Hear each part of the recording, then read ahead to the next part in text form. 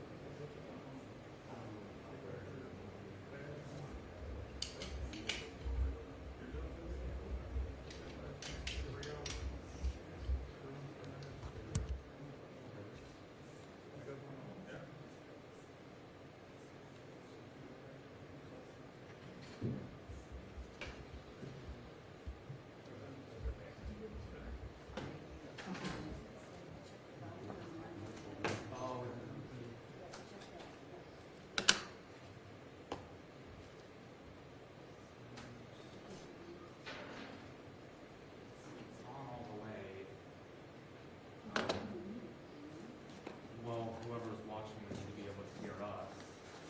Like right now, there's no sound coming out, I don't think.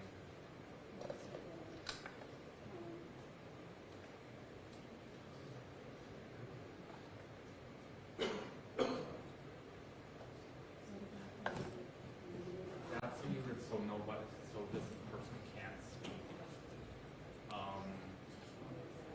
She should.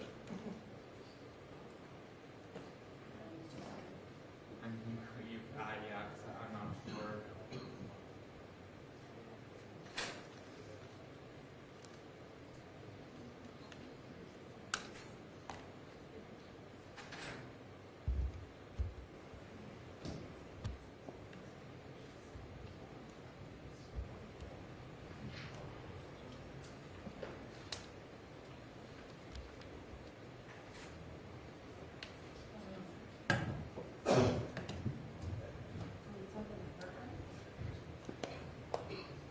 No, it's, so I don't think our audio is going out, I don't think. I would call IT. You have the, oh, here. Oh, wait.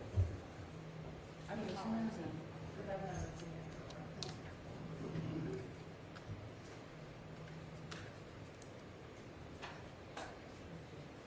You asked her to unmute. I just automatically unmuted all of us, yeah.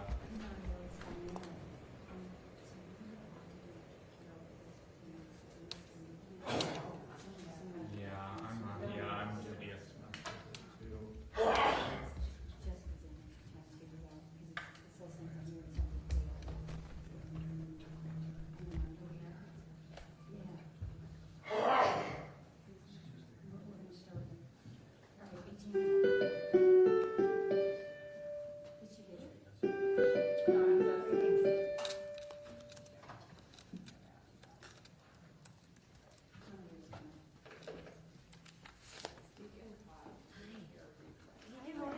Thanks for the heads up, I appreciate it.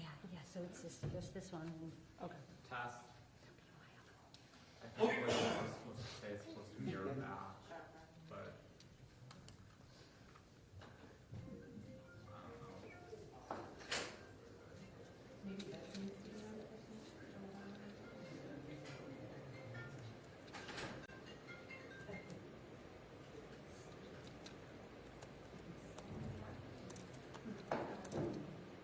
I don't know. Yeah, we'll figure it out. Yeah, I think, yeah. And you've already asked her to unmute? Yeah, so they're all, yeah, I kind of did it so, well, yeah, like mute her. So, But did you ask her to unmute as well? no, I just clicked this box that says, like, no, so she's muted, but Yeah, we're, yeah. so like, anybody who comes in can't speak. 'Cause Right, I right, right. clicked that box. So, yeah. All right, yeah, Mark. Yeah. Yeah. It's probably something. Yeah, something that's not turned on here. Yeah, because I've never seen it. Yeah. Yeah. 'Cause I have a Zoom set up for Tuesday, and it didn't give me that, so I'm not sure what the issue is today. No. He'll be okay. Thanks, yeah.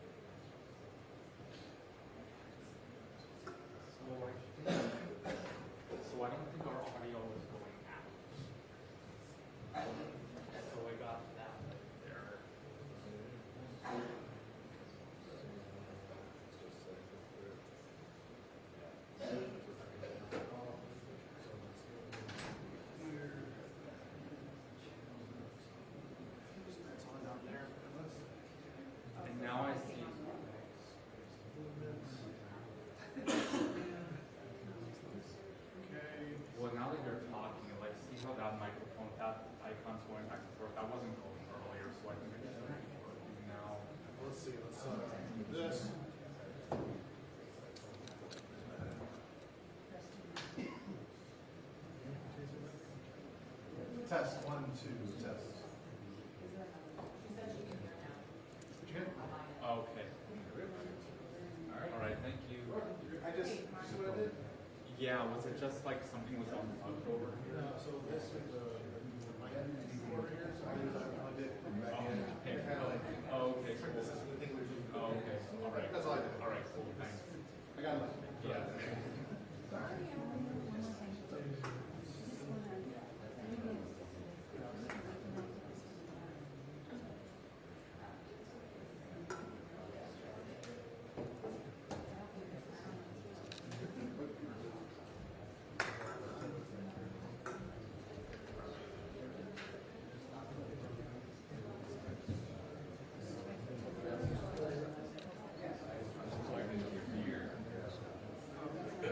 It's not playing that long.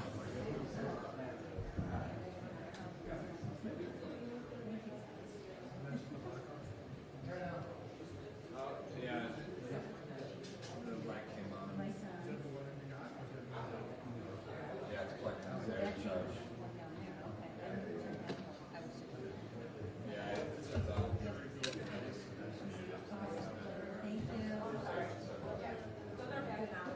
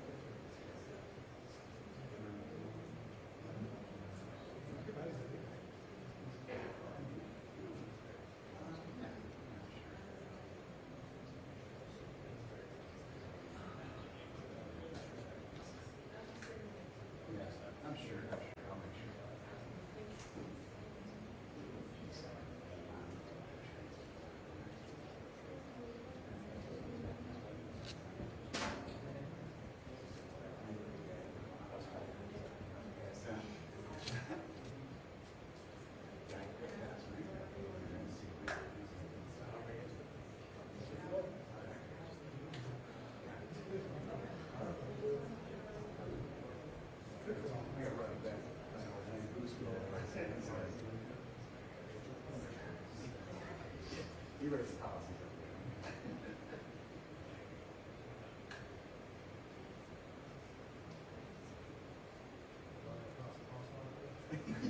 Yeah. Hang on, I'm on 17.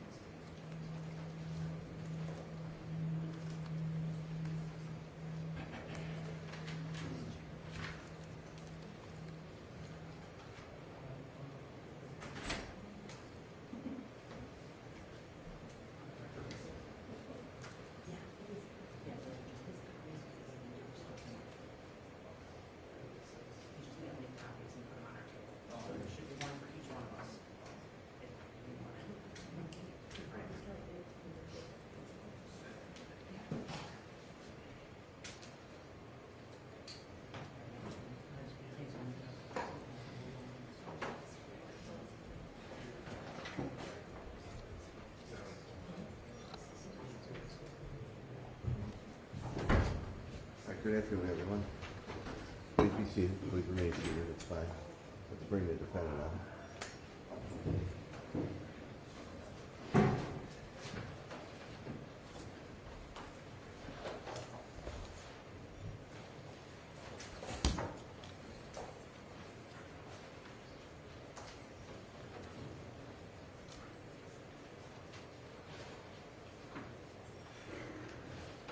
Whoa!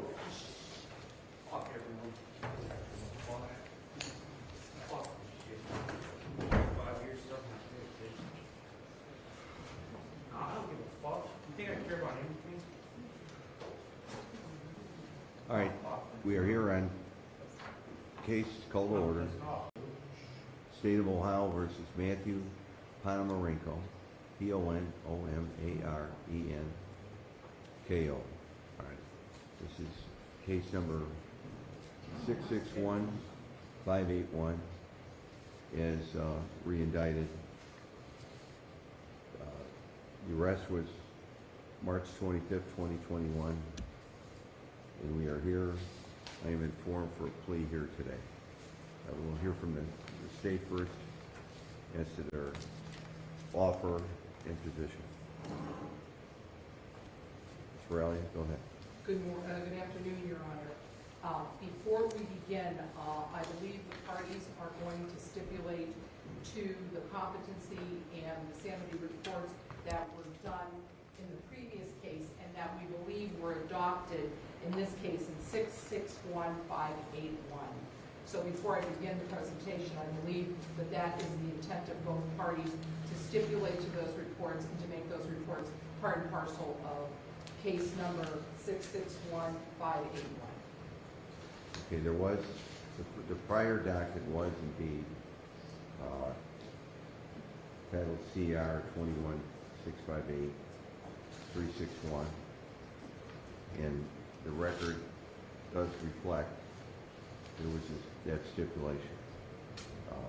Does the defense have anything to say or agree or disagree on that?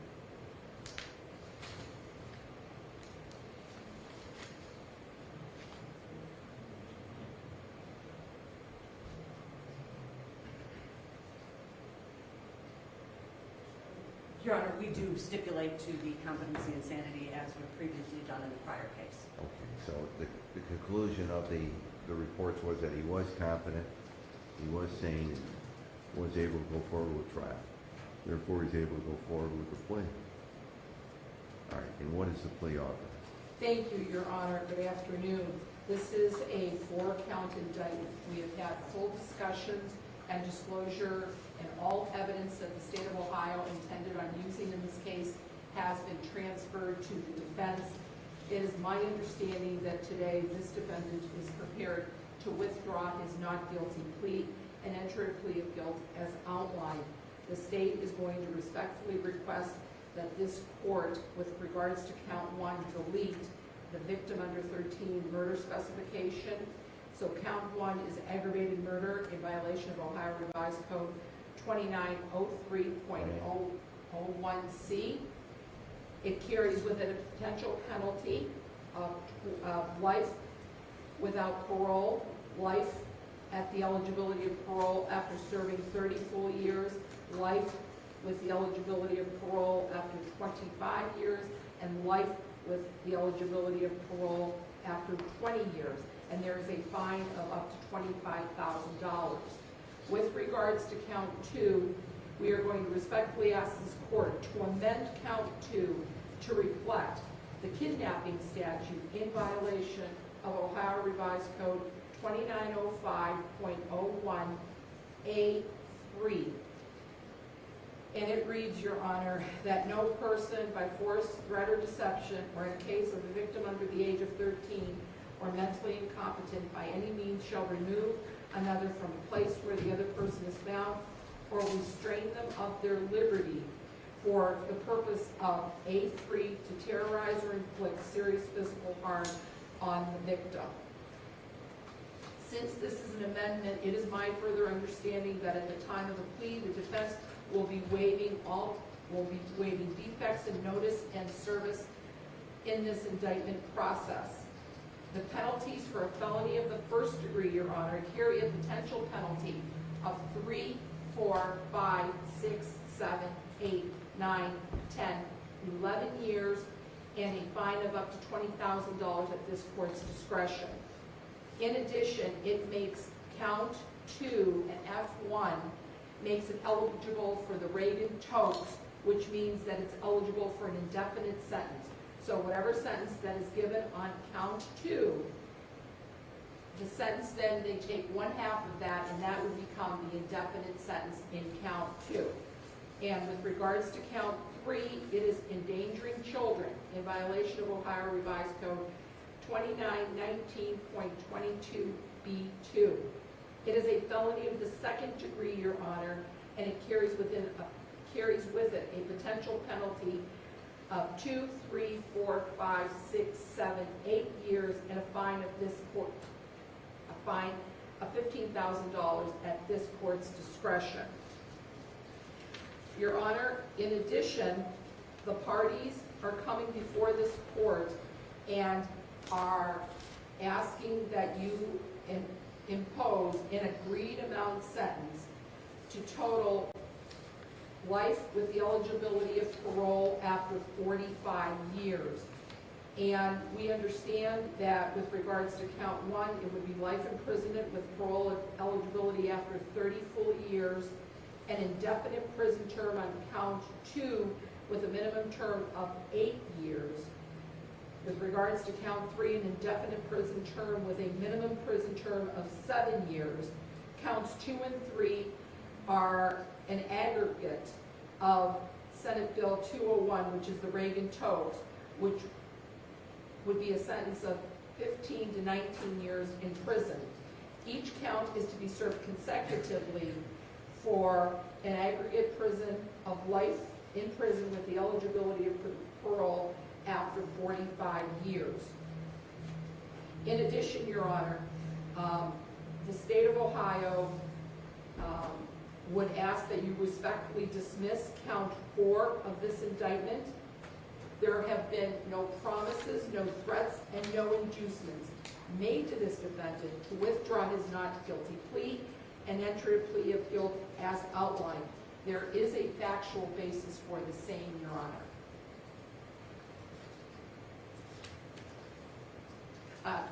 And Your Honor, in addition, counts 2 and 3 are non-allied offenses of similar import.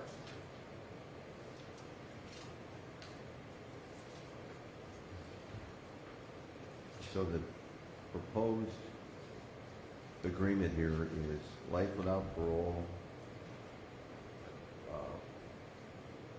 30 at plus the 15 from counts 2 and 3, the indefinite sentences that are aggregated, in addition to potential Reagan Tokes. So he's getting, what would you put the total at? Life without parole plus?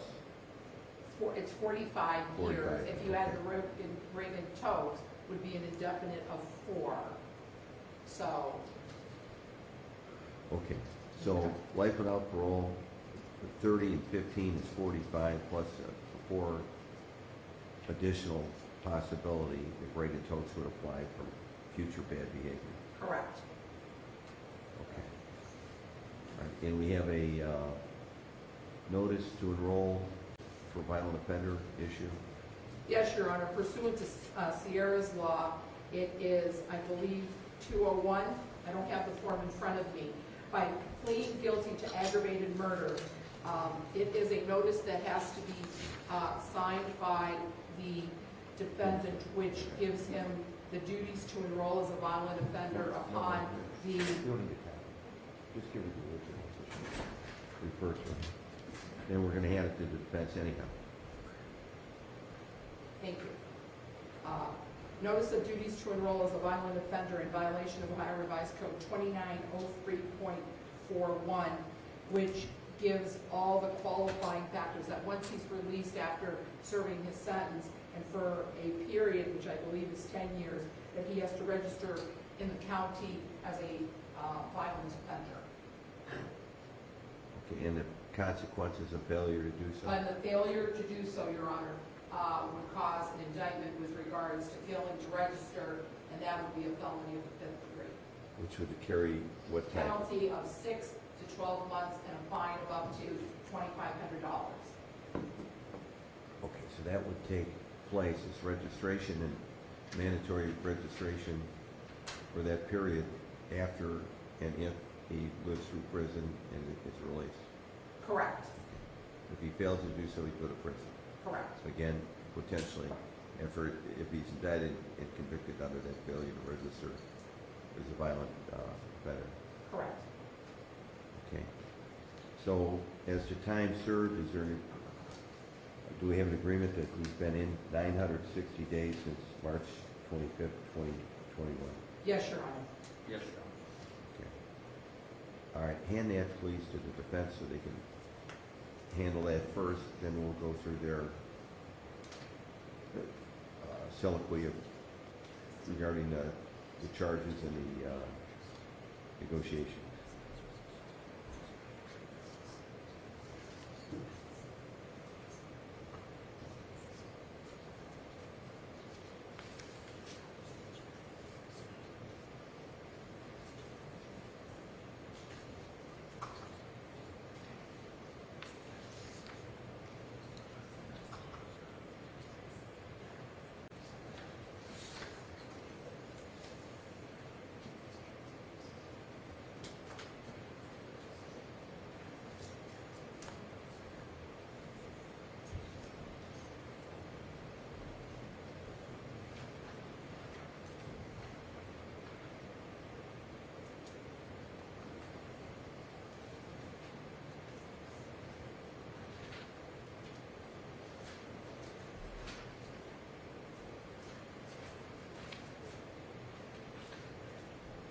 Counsel? Yes, Your Honor. Executed in open court, we, just for the record, we did in fact advise our client of his violent offender database and his requirements for registering in that database once released from prison. He's executed this form in our presence. We've explained it to him again in open court as well. And we have this for the record, Your Honor, signed and dated by Mr. Ponomarenko in open court on today's date. Thank you. Thank you. May I approach the bailiff to? Yeah, the bailiff will take it. Now, Mr. Ty, the next question I'm going to ask the defense is, if you form an opinion of yourself as a defendant, is he in a position to make a knowing, intelligent, voluntary plea where you're dealing with him? And if you'd outline what you have done to advise him, what you and your team have done to represent him, so the record will reflect that a future reader of this record won't know. Yes, Your Honor. May the record reflect, may it please the court, that prior to coming into court this afternoon, as recently as yesterday and again today, we've actually gone over the amended count 2 with our client, as well as all the counts which he will be pleading guilty to. It is our understanding, and pursuant to our contact with our client, that he will be entering into this plea knowingly, intelligently, and voluntarily so. We've explained to him that count 2 has been amended with the court's permission, and that we will waive any defects and notice requirements pursuant to the statute. So, that we can so for continue- the record, it's clear, it's an aggravated murder, but it's being changed or reduced to a kidnapping, reduced in the sense that it's a lower level Yes. offense. And that's part of the plea bargain.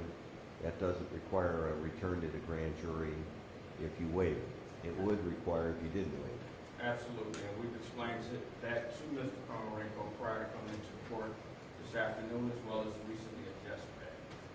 So it is our positioning here that in our communication with him, he will be entering into this plea at the appropriate time and as addressed by his court to the amended count 2 as well as count 1 and count 3 as outlined by the prosecutor this afternoon.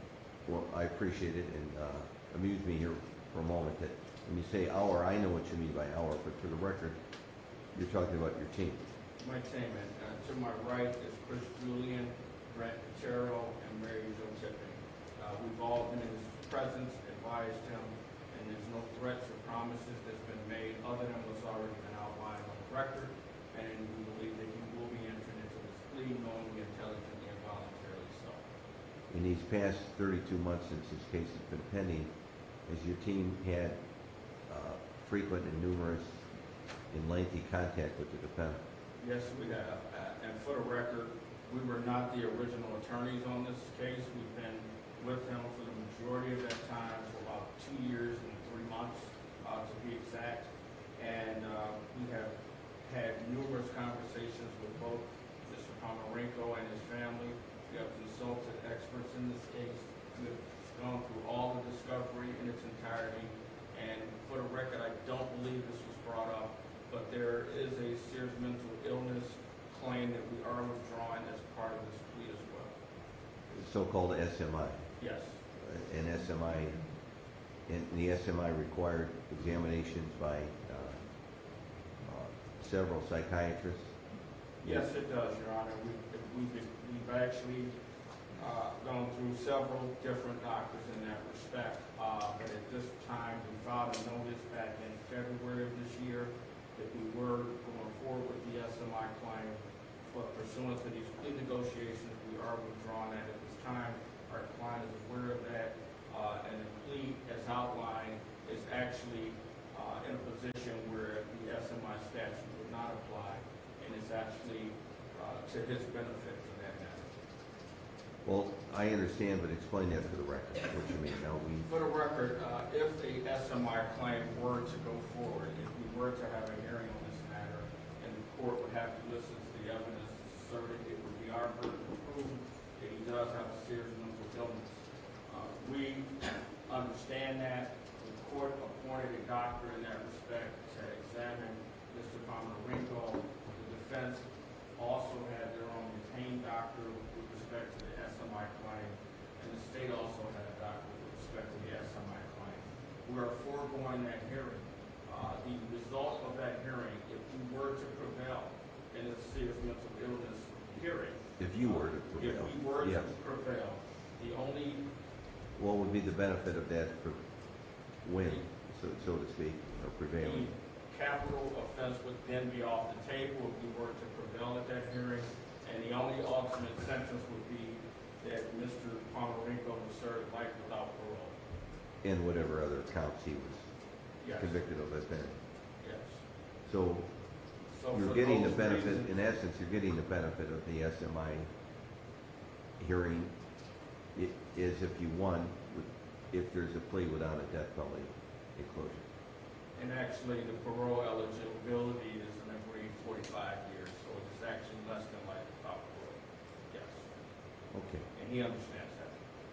With that said, Your Honor, that is our understanding. We believe that he will be addressing the court at the appropriate time pursuant to Rule 11, and we would just defer at this time to the court. Thank you. Okay. All right. Mr. Ponomarenko, let me speak with you, sir. Now, you are the defendant in the case. All issues now are really decided by you. You can receive advice from counsel, a good set of counsel, no doubt, but you have to make the final decision as to a plea. You're the one who will be serving the life sentence. You understand? Okay, you have to answer yes or no just for the Yes, court sir. report, but she can't do head shakes because it's hard to tell which way somebody's shaking their head sometimes. So, tell me about yourself. How old are you, sir? 34, And how far did you go in school? graduated, From where? Parma, What year was that? 08. Parma High School and any other additional school or training? No, sir. Okay, what type of work have you had in the past? Welding, factories, tow motors, cranes, ironwork. Okay. And when's the last time you worked and what type of work was it? What year was that? I don't know. Well, what was the job, the last job, if you recall? That was, I don't know. Well, tell me any job that you've had. What like? What'd you do there? I welded. Okay, were you trained or were you trained on the job? How did you learn to weld? Trained on the job. And what type of welding did you do? MIG welding, stick welding. Okay, so you were And what types of objects or machinery did you weld? I didn't weld machinery, I welded galvanized sheet metal. Okay, and was it to a spec, or was it different orders, different specs, or was it the same? Mainly all the time? same. Okay. And if you had other jobs besides the welding at that factory? Have I had other jobs? Yeah. Yeah. Okay, what kind of work did you do there? I don't know, I've been job hopping my whole life. I never really had a steady job, to be honest with you. Well, pick one that you like. I don't like working. Well, pick another one, anyone. You didn't have to like it then. I'm a stay-at-home dad, that was my job. That was my main job, I was a stay-at-home father. Okay, how'd you do when you were in school? In high school at Parma? When I applied myself, I got good grades. When I didn't try, I got F's. Now, have you been able to understand what we've been talking about here so far? It's very important to your future here, what we're talking about, obviously, right? No, I'm just going through a lot, sir. Okay. Are you under any medication today Yes. that would affect your ability to think clearly? I'm on medication, but it doesn't affect my ability to think. Okay. Are you thinking clearly? No? Or yes, I am. Okay. Sorry.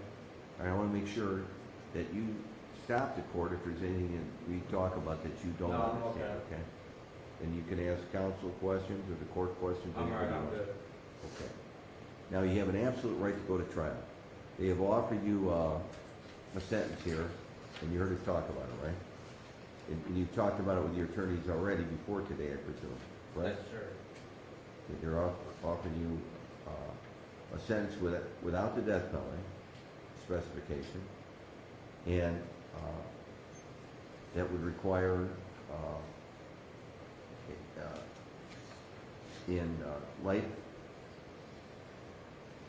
a life sentence, and in other sentences we'll talk about. So you have to hear very closely, and if you have any questions, you talk to me and ask your question, or I'll talk to your attorney and ask your question, okay? So you have a right to go to trial. Nobody can force you to plead guilty here today. You go to trial, and at trial you could confront the witnesses against you through counsel. So the state would have the burden of proof. They are required to put on witnesses. They are required in a trial to prove your guilt and prove it beyond a reasonable doubt unanimously to a jury of 12. Or a judge if you waive that jury, or a panel of judges. In a capital case, it would be 3 separate judges. You understand it? Yes, sir. At trial, you could put on your own defense also. You have the ability to compel witnesses' appearance by subpoena. If someone refused to appear for whatever reason, would come involuntarily. If you issued a subpoena, the court would order the deputies, sheriffs to go out, find that person, arrest them, and bring them and transport them and deposit them on a witness stand to testify. They would have to testify. You understand? It's a powerful tool in a defense. Okay. You could ask them their questions and present your evidence in that way. You could also testify at the trial.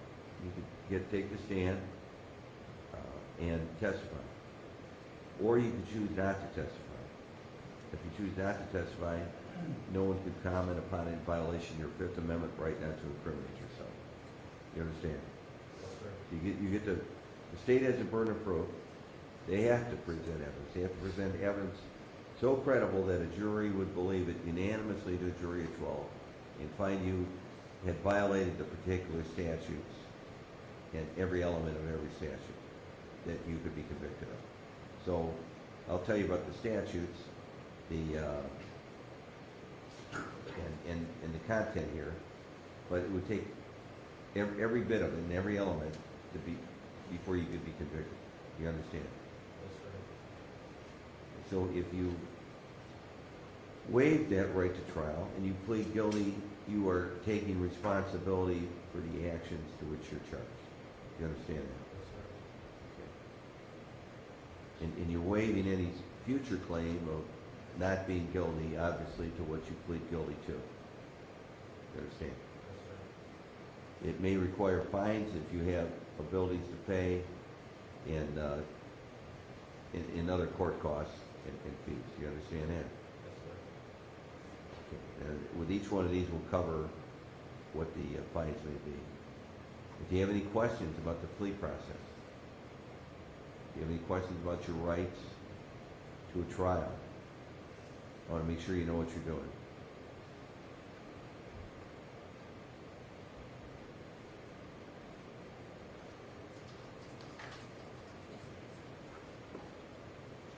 No, sir. Okay. All right, in count one, you were charged in this case in docket 661-581, that on March 25th, 2021, you did purposely cause the death of child initials JP. Are we going to continue with the initial and the date of birth, or should we name that child for the record, for the parties? We usually just keep the initials, Your Honor, but the name is Jack's Ponomarenko. All right, we'll keep the initials, but the record will reflect the name of the child so that there's no question to whom the defendant is pleading to kill in an aggravated murder conviction. Okay, so you're charged with purposely causing the death of JP, date of birth, July 21st, 2015, who was under the age of 13, under the age of 13 at the time of the commission of the offense. We covered his date of birth, it was July 21st, 15, so he would have been going on 6 years old. He was just under 6 years old by a few months. All right. You understand that charge, and you understand that the penalty will be, as agreed, life imprisonment,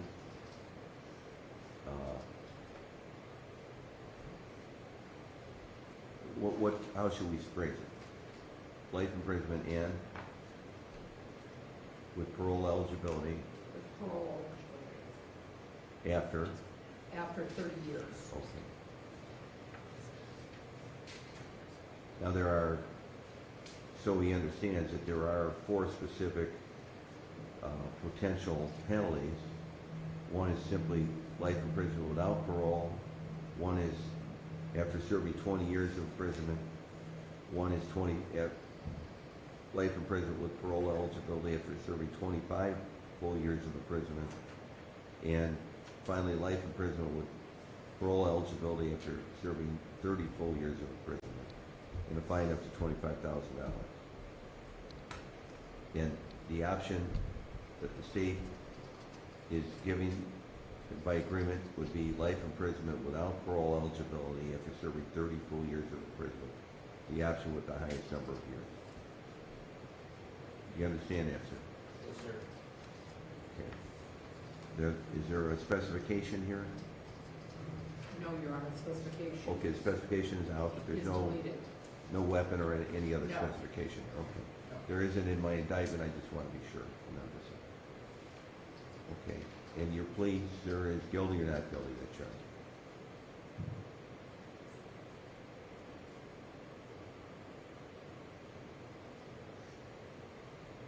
I'm only saying this. No, I don't want, I can't take speeches, you understand? All I can take is you have the option of guilty or not guilty. Those are your options. I don't want motivation. I don't give a fuck what you want. Okay. I'm telling you how I fucking feel. I'm pleading Now guilty. drop, okay. Sorry, sir. I'm pissed off.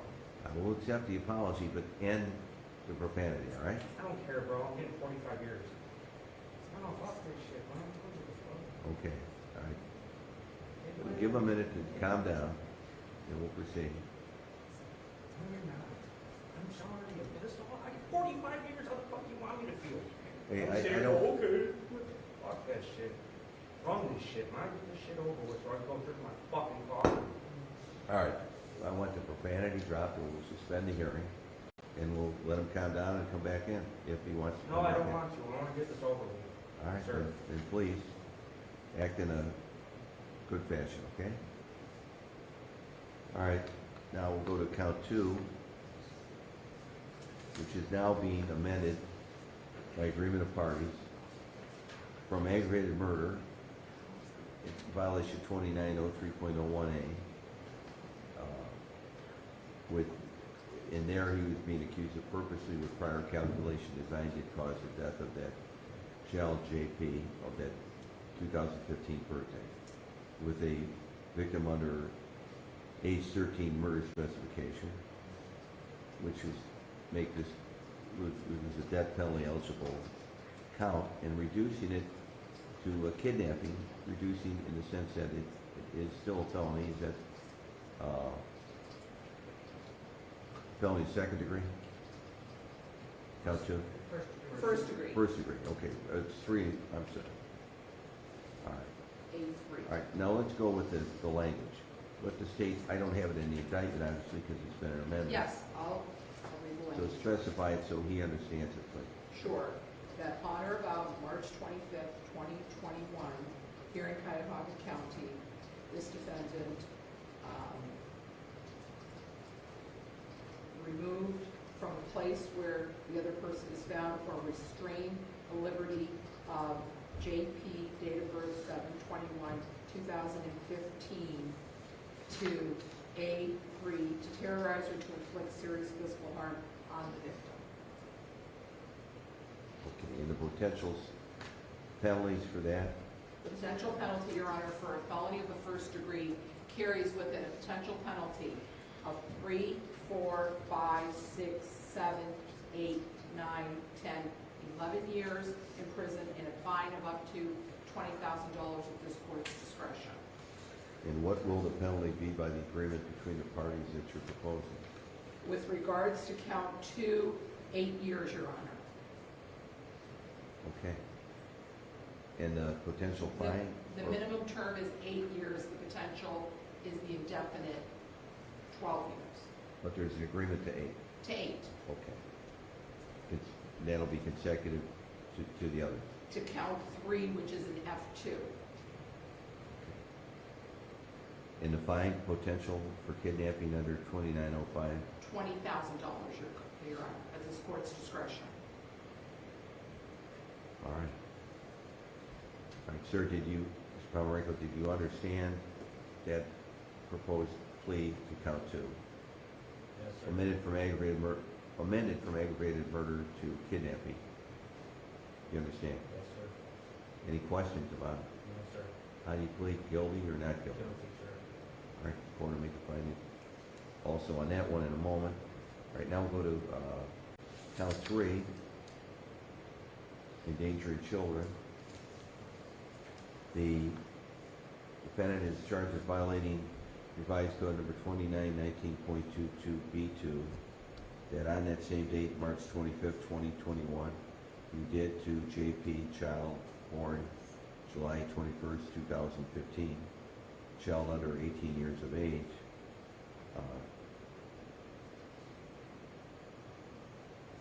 did recklessly torture or cruelly abuse the child.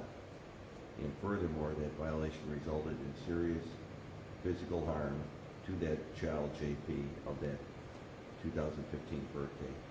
All in violation of 2919.22B2. This felony of the second degree carrying anywhere from 2 to 8 years in prison and a $15,000 fine. How, sir, do you plead to that crime of endangering children?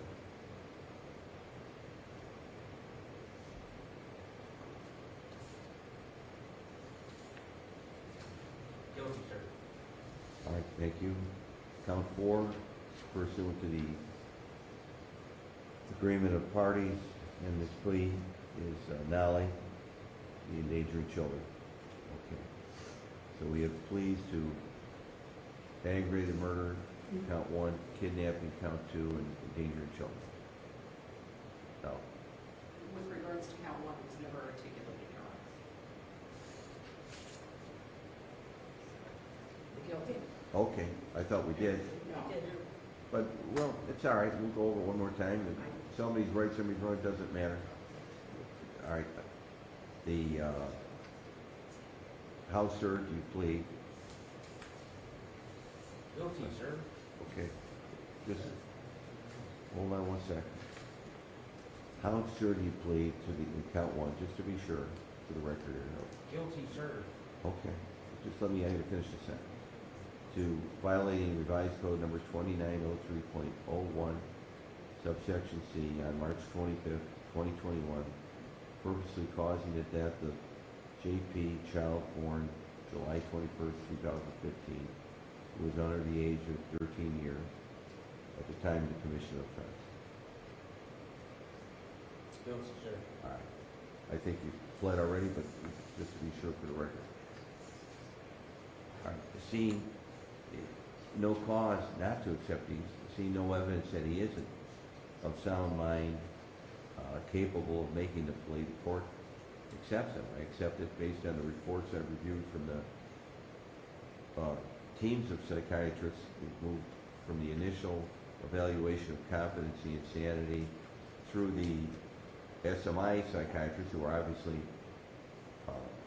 reaching the same conclusion that he is capable of, and from my own observations and observations of counsel, he is capable of making these decisions that he has made. Now, we have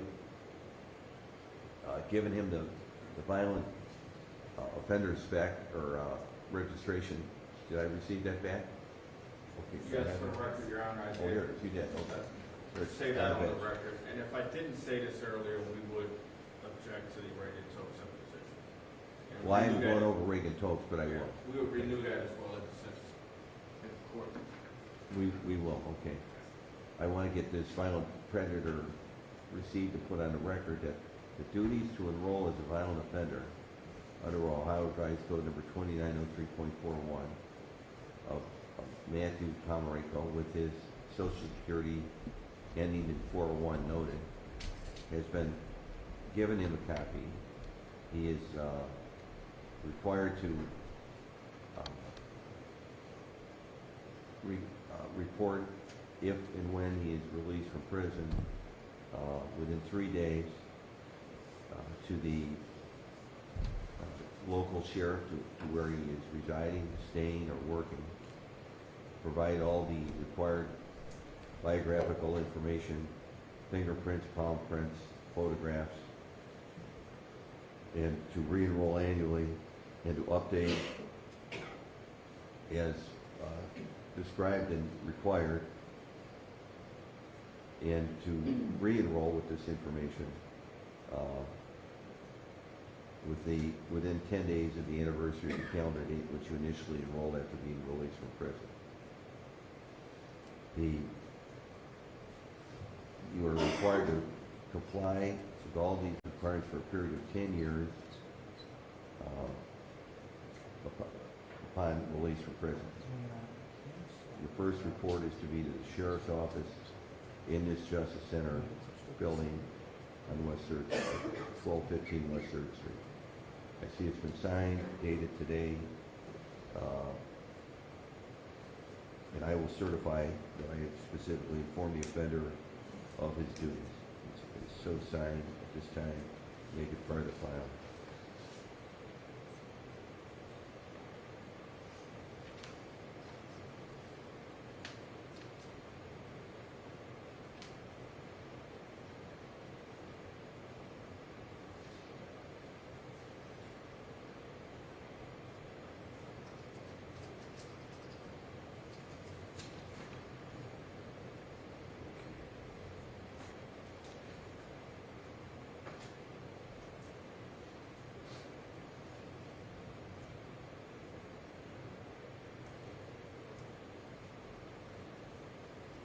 All right, the court, as noted early, with the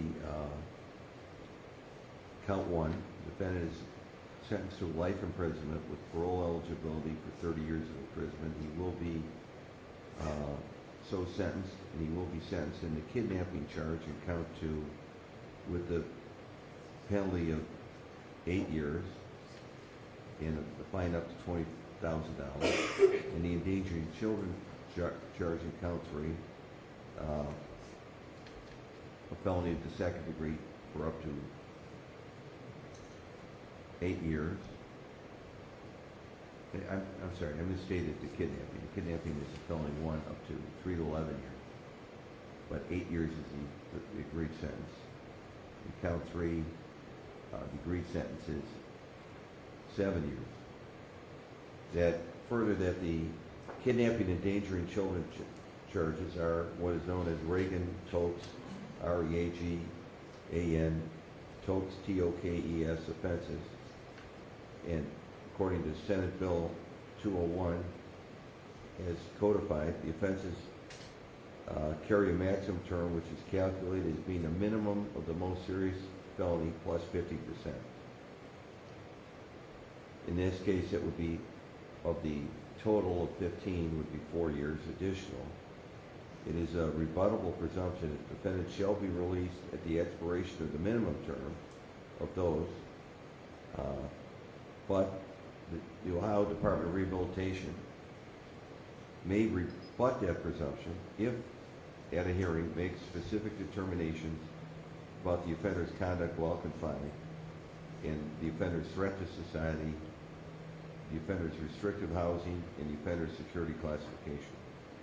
If that ODRC, the Ohio Department of Rehabilitation and Correction, makes the specific determination and rebuts an offender's presumption of release, the offender can be incarcerated after the expiration of the minimum terms. ODRC may make then specific determinations more than once. So in this particular case, at the end of 15, at the life imprisonment and the end of 15, the life imprisonment at 30, parole plus 15 at 45, you theoretically, if you have misbehaved in prison to the point where a hearing is held and specific determinations are made regarding your conduct and you violate the threshold described of bad conduct, you could be sentenced to an additional 4 years.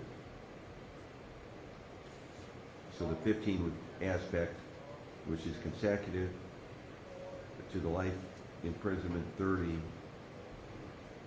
would become 19. So you would face up to a total then, not 45, but it's 45 years of sentence, but if you misbehave in prison or commit crimes or commit the conduct that would constitute an offense in their eyes, it could be 49 years beyond your life sentence.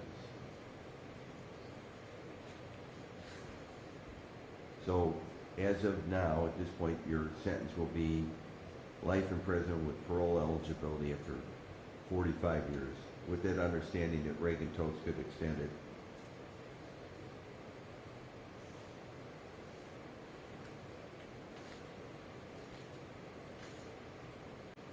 You will also be placed mandatorily on post-release control, otherwise informally known as parole. The parole period for aggravated murder, I believe itself, is 5 years minimum. Is that correct? Is that changed of late? I think that's normally what Okay. determines what's really. All right. And in addition, you could be placed at the same time for a concurrent parole of a mandatory 2 to 5 years on count 2 for the kidnapping, and the concurrent mandatory time of 1.5 to 3 years parole. They'd be redundant in the sense that you're on 3 paroles, but you're for 3 counts, but you're actually on 1 parole for 3 counts. You must be sentenced to parole on 3 counts, but in actuality, as a merger, it's 1 parole. But a violation of parole after release can result in up to 50% increase, a return to prison with a 50% increase in essence of the time you've already done. So for every, if it was a 10-year sentence, the parole could create a 5-year parole violation situation. We'd go back for 5 more. And it could go on indefinitely. It could go on forever, There's no end to it. So if someone's out on parole, they're violated, they're sent back to prison for 5 more, they're re-paroled, they have parole again, they could go back if they violate parole again for an additional up to half that sentence. So it's a law created to encourage good behavior and lawful behavior after release from prison, and still gives the state of Ohio ability to monitor a defendant on parole in case their behavior becomes dangerous to the public safety, and return them back to the institution where they couldn't harm the unsuspecting or endangered public. So you understand the purposes of it. The court advises you because it theoretically and hopefully would encourage good behavior while you're in prison, if only to understand that there is a consequence for bad behavior or unlawful behavior or dangerous or violent behavior while you're in prison. You will also, as a violent offender, be enrolled in the violent offender database.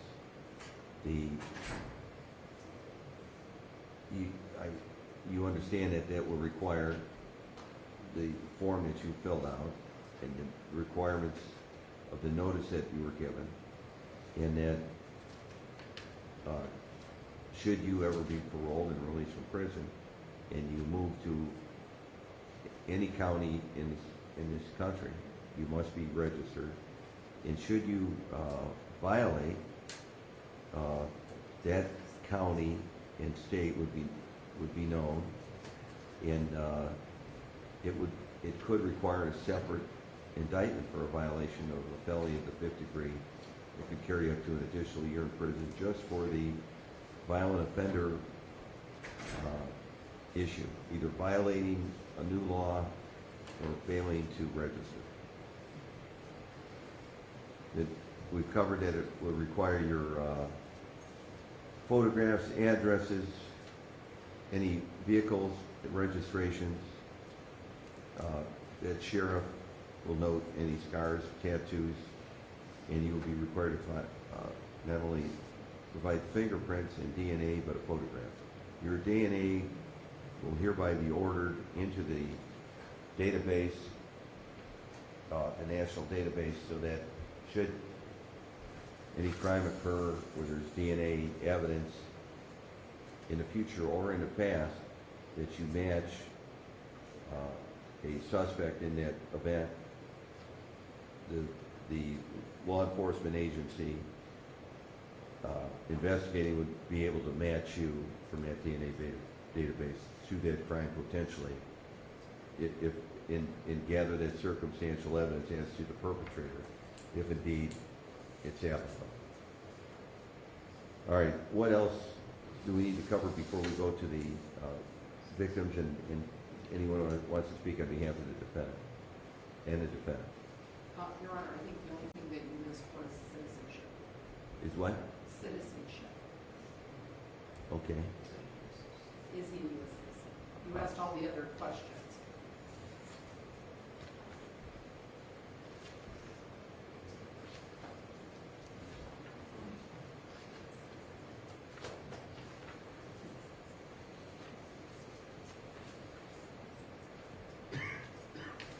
All right, counsel, come off to the sidebar and educate me as to what you mean on that issue, what I've missed here.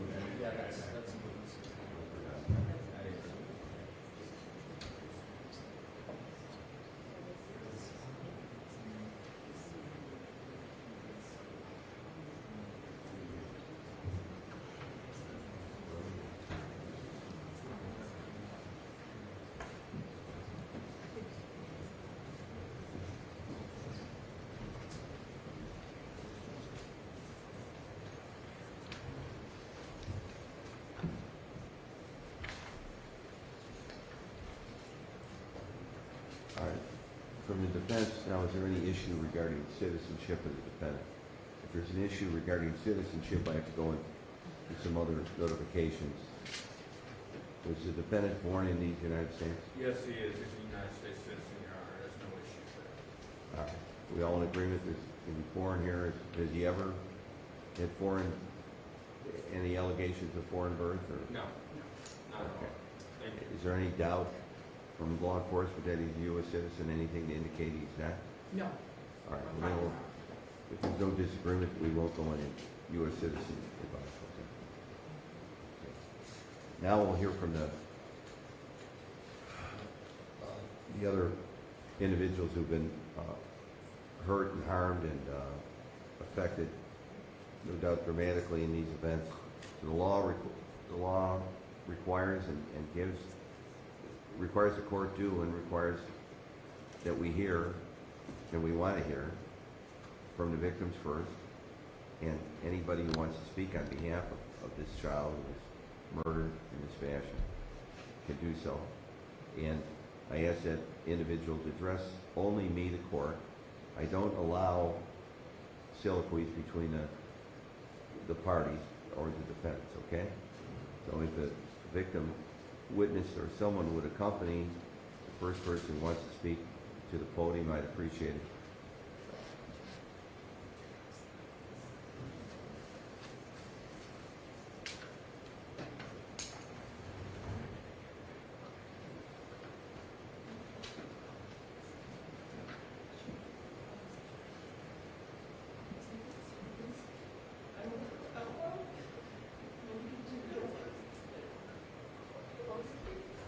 You can go, ma'am, you can go out of order or have someone else speak for you, or wait a moment till you feel better.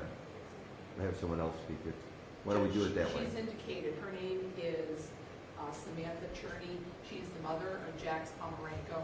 She had written to speak to you, but she would like you to read it to yourself, and she does not want to be in the courtroom. Well, I'd be happy to read it, but I have to put it in the record at some point whenever I'm reading. I can put it in publicly or privately. Privately, I would ask. If there's no objection, I'll do that. No objection. Okay. All right. You want me to start I'll with that? bring it up to you as soon as we're done. All right. The second speaker is... If she changes her mind in the meantime, she's welcome to Okay, come in. that's fine. The second speaker is Jamie Lopez, the aunt of Jax Ponomarenko.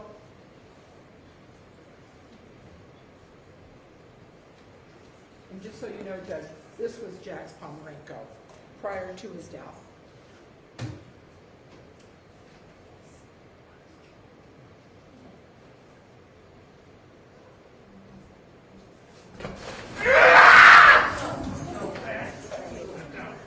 All right, we'll take, I'm sitting! all right, we're gonna take a break. Deputy, take him into the holding cell, please.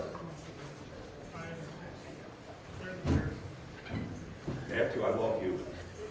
I love you, son. Fuck the free world! 313! Fuck the free world! It's okay, man. Fuck everybody. All right. I give up. All right, we're still in session here now, so I don't want any statements. Everybody take a seat, please. Let's restore order here.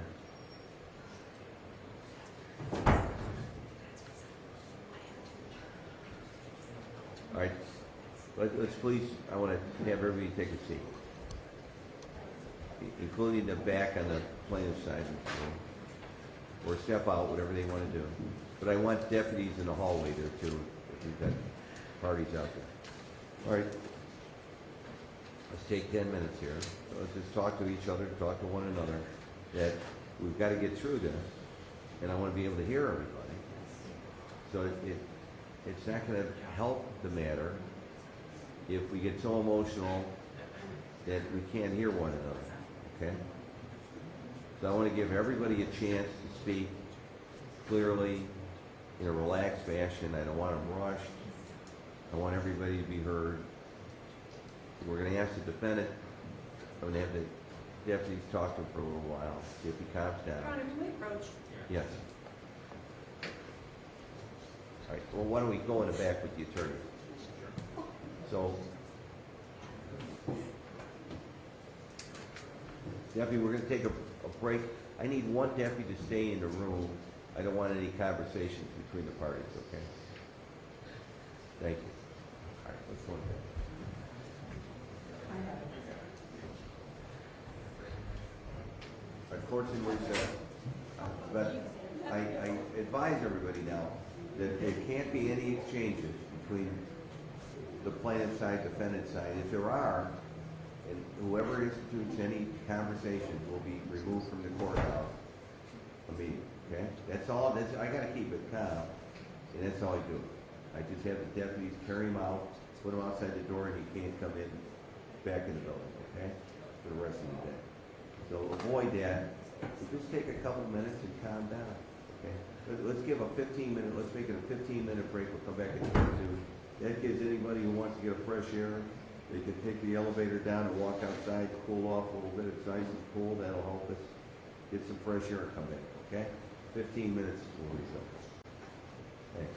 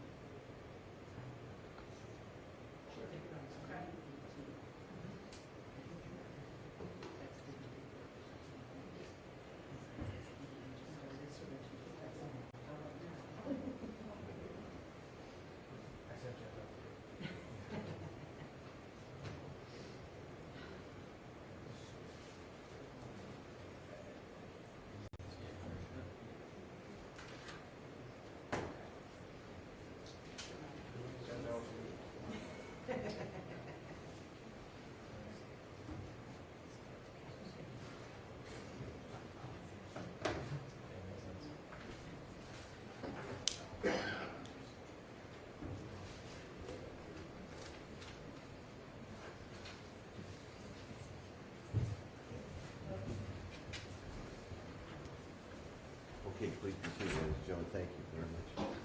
Good afternoon. All right, let's continue now. We'll proceed. I first want to note that I did read the letter from Samantha Cherney, the mother of the victim, Jax, and I want to thank her and compliment her. It was a well-written letter. It's well done as I've ever read in 50 years or so. Well done, well stated. A letter full of love and appreciation for the child. Not a word of anger to anybody, and that's amazing. Okay, so it's a lesson, just the way you wrote the letter, all of us. So thank you very much. All right. Anyone else who wants to approach? Yes, Bring Your them up Honor. one at a time. Jax's aunt, Jamie Lopez, would like to address the court. Okay, great.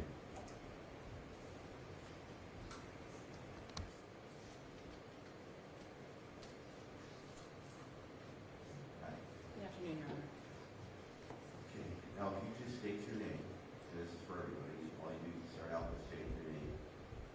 And take your time, tell us under the laws of the state of Ohio, as a victim and representative or relative of the victim, how this event, death, if it's affected you in the laws, and anything you want to say regarding sentencing, although you know what the sentence is, because I've delivered it already.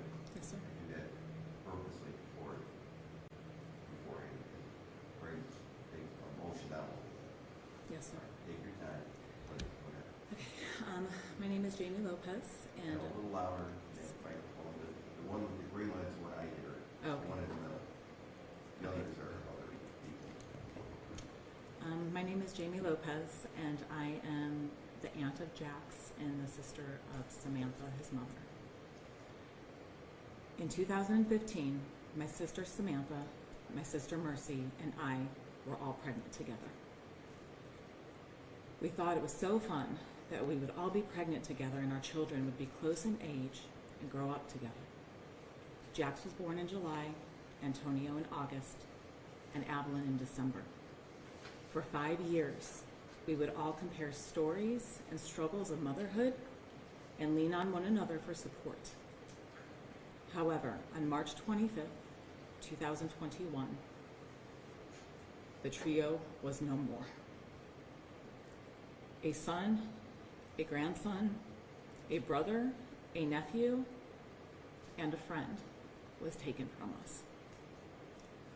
As we have the honor and pleasure of watching Antonio and Evelyn grow, we can't help to think that all the stages of life were taken from Jax and our family, and he will be forever 5 in our hearts. I will never ever forget the horrifying phone call I received from my sister screaming, "Jax is dead."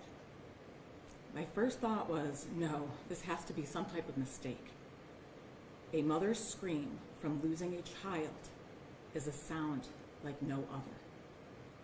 You can literally hear part of her soul leaving her body as those shrieks are released. That was the day that all of our nightmares began. As we learned about graphic details of how Jax was murdered, it left us with so many gut-wrenching questions. Was he scared? Was he in pain? Was he so very confused on why the man that was supposed to be his protector, supposed to be his hero, was doing this to him? We are tortured every second of every day of the thoughts of what he endured. The hardest part for many of Jax's family members is that we were not able to say goodbye due to the extent trauma that was caused to his body. Many, many professionals, such as police officers, coroners, and funeral home workers, begged our family to not ask to see him. The trauma that was created to all that saw Jax after his death is immeasurable. My sister Mercy and I knew that we had to represent his family and do hard things and were the only two people that had the absolute honor of being with him and being able to say goodbye. We couldn't let the last person to touch him or be with him be that of fear or anger. We spent several precious hours with him, helping make memorabilia for both our family and Matt's family. We prayed over him, we cried over him, we kissed him 1,000,000 times, and held on to him so long that by the time we left his cold body, he had turned warm. The mental and physical pain we feel is unbearable. Our hearts are broken. We think about Jax every day, multiple times a day. None of us can remember what it's like to have a solid night's sleep. We can't remember what it feels like not to grieve. We can't remember what it feels like to not feel stressed or worried or sad or anxious. We all have wounds that we will never heal from, but my sister Samantha and my mother's wounds are the deepest. It has drastically changed who they are, my mother as a wife and my sister as soon-to-be wife, as mothers and grandmothers. My mother shoulders the burden of the pain the most because she was the one that dropped him off to Matt. Losing a child changes you. It changes you so deeply and so permanently. It changes your soul, and every fiber of your existence is then molded into something that is unrecognizable. I feel like we've lived two lives, the one before Jax's death and the one we now live. The guilt we all somehow feel and the what ifs never stop. I am so very grateful that this plea was taken and that many do not have to endure the pain and graphic details that would have been presented at a trial. But there is no sentencing that would ever be enough to compensate the excruciating agony we've suffered as a consequence of this evil. There is one photo that Jeanette is just going to bring to you. And it just represents the last moment and the love between me and my sister and Jax.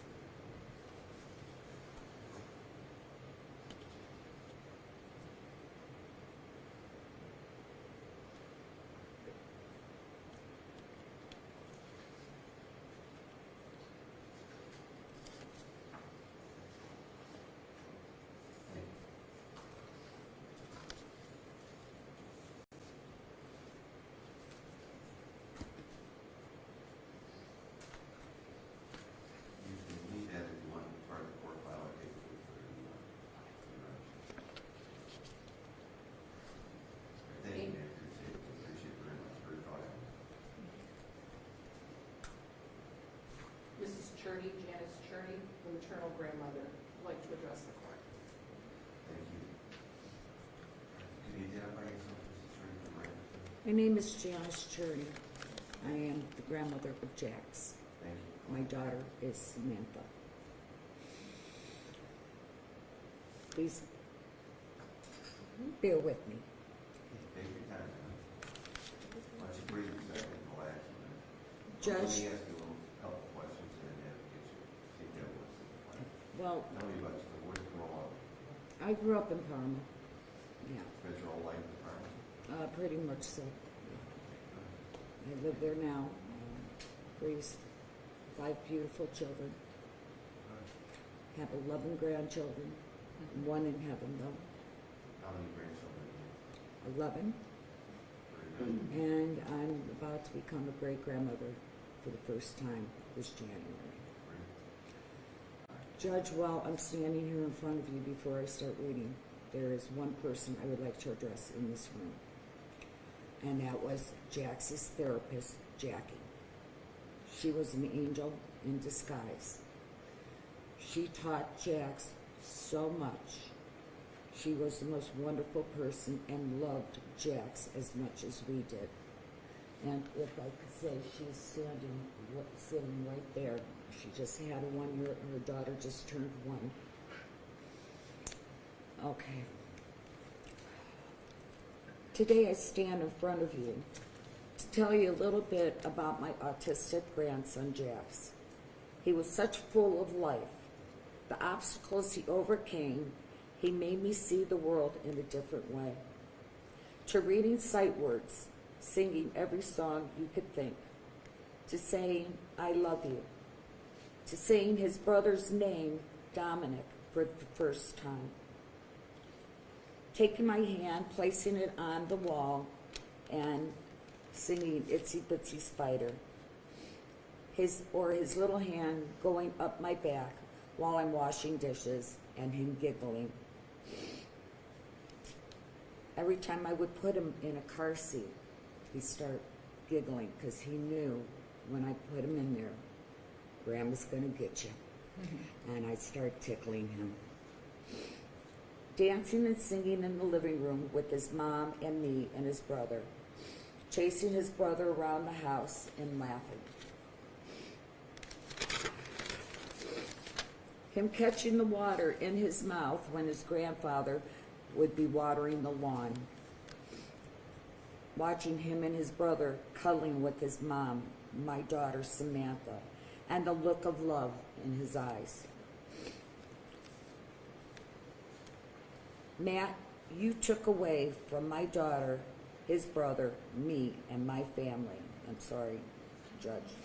Holidays, birthdays, watching him grow up into the man he would have been. Jax's handprints are on my mirror. His tablet is in my window at the top of my steps. They will remain there until the day I die. My life will never be the same. Sleepless nights, crying to certain songs, leaving work because the child looked like Jax, going through the grocery store and having to leave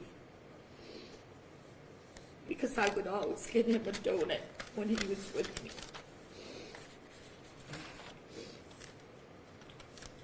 Judge, I would like to ask Matt,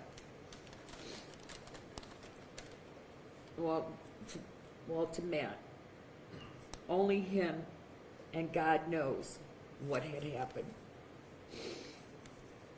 I would like to ask him, why did you stand there talking to me that day when I dropped Jax off? I could tell you every single conversation that we had. Why did you text Jackie, his therapist that was coming there an hour later, and telling her not to bother coming over? Why did you tell your sister after that phone call you needed to go because Jackie was coming over? Why did you go to the garage to get a bat? All I could think of is that poor boy thinking, Daddy, why are you hurting me? My first vision is him walking up the driveway with his father and me saying, I love you, buddy. My last vision is running towards the house and the detective stopping me and me saying, where is my grandson Jax? And him telling me he is gone. My last question would be to Matt. Why did you kill him and not yourself?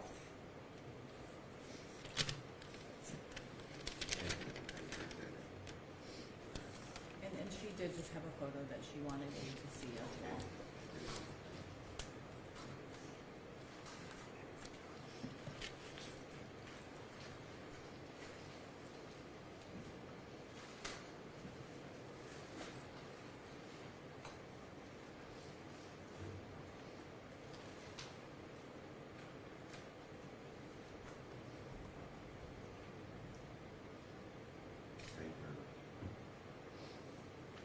There's another one under Jeanette.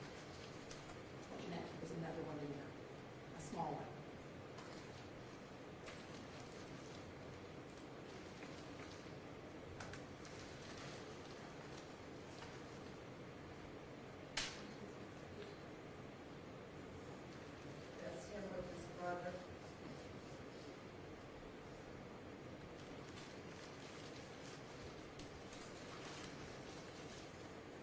His brother saved me on 4th of July.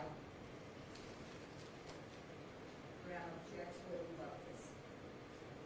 His brother saved to me. How old is Jackson?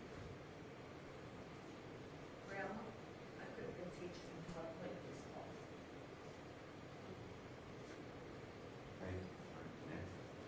Your Honor, this is an agreed sentence, and as you know, the purposes and principles of sentencing are to punish the offender and to protect the public.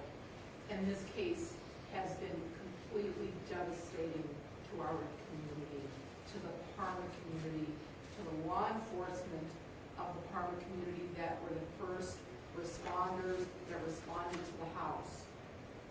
There's really not much to say, only that adults are responsible for their actions, and actions have consequences, and that Mr.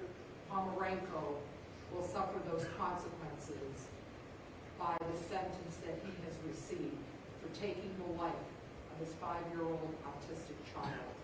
As part of the record, Your Honor, I would like, and for purposes of any appeal, the state of Ohio has put in a sealed envelope the autopsy report and a report that was made by the Cuyahoga County Medical Examiner's Office, the Trace Evidence Department, that has documented every single picture of the house and the damage that was caused to this child.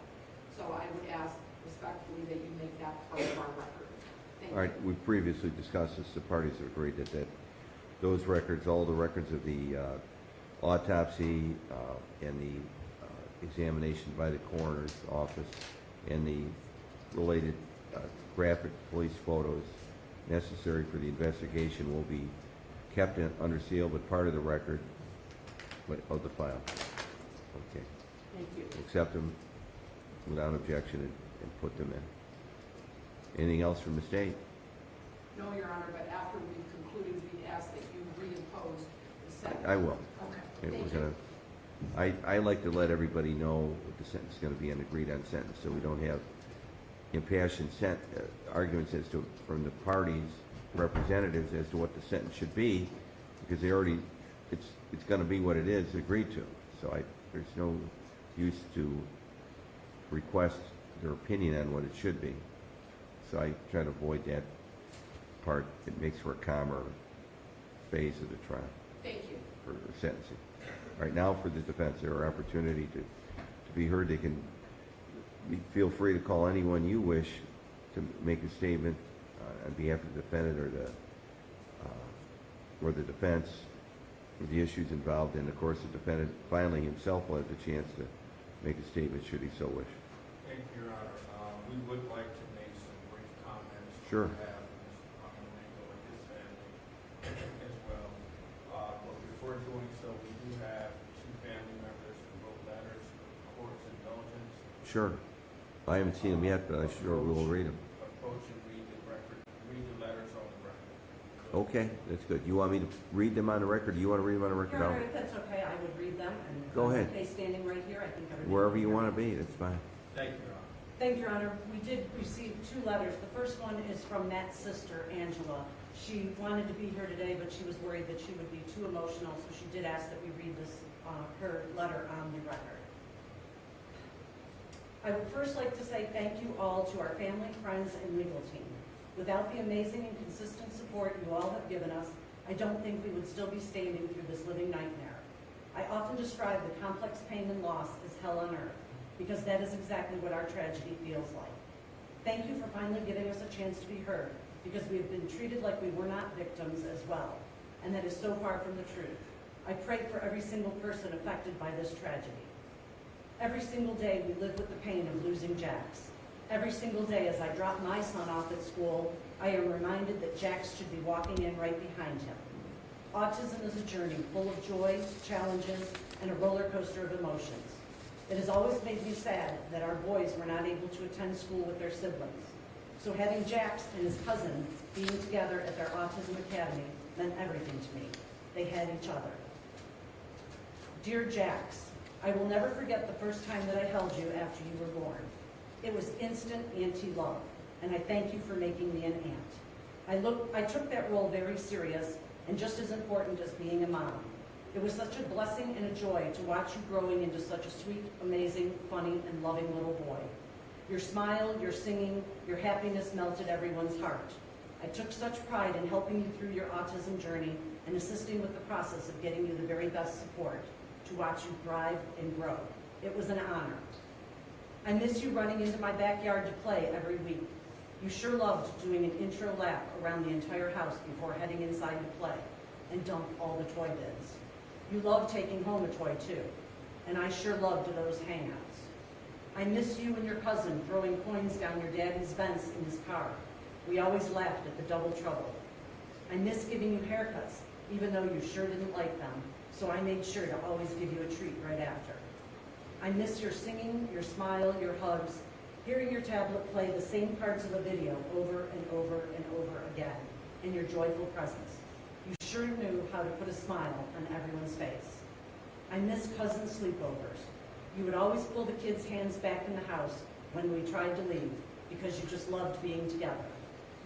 I am thankful for all the time that we spent together, and I am also heartbroken that we don't get to see you grow up. It's just not fair. None of it. I'm so sorry that this happened to you. Please know that we always had your best interest at heart. We poured our hearts into making sure you had the best life possible.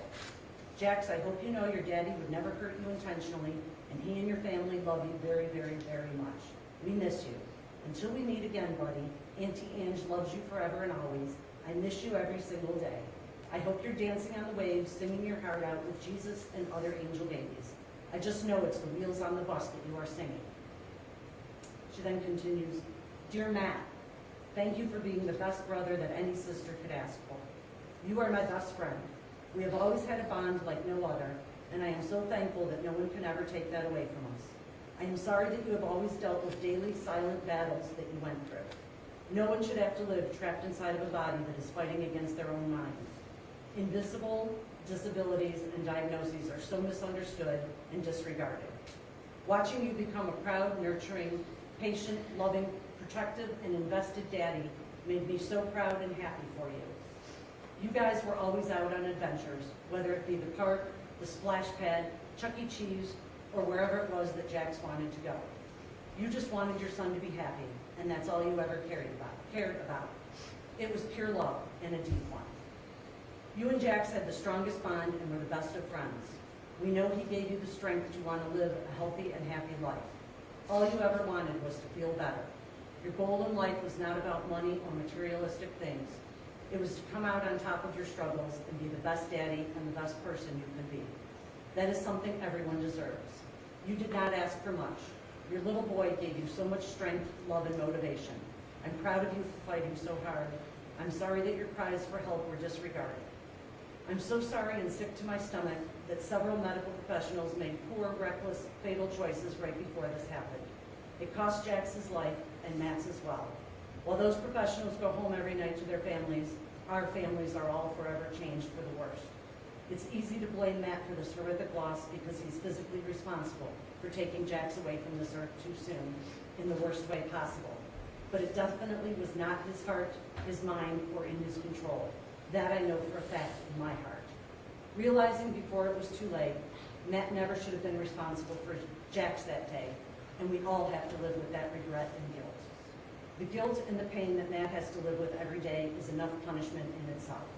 Because at the end of the day, our society and our legal system think that the right answer is to put the sole blame on the individual instead of recognizing the huge problem with our mental health system. It is a broken medical and justice system. Matt willingly fought for addiction and mental health support for years. He advocated loudly for himself the best he could, and we were right next to him through it all. We just wanted to see him win. All of the people that really know him know that he is a kind, loving, funny, emotional, and just a really good man. He's a big teddy bear. He's often referred to that as.